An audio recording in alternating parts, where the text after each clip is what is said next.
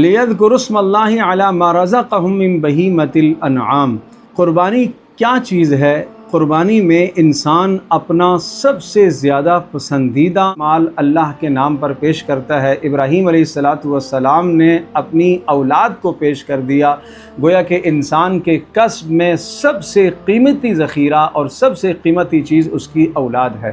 اولاد کو اللہ کے نام پر قربان فرمایا۔ اللہ نے احسان فرمایا کہ یہ حکم اولاد سے جانوروں کی طرف منتقل کر دیا۔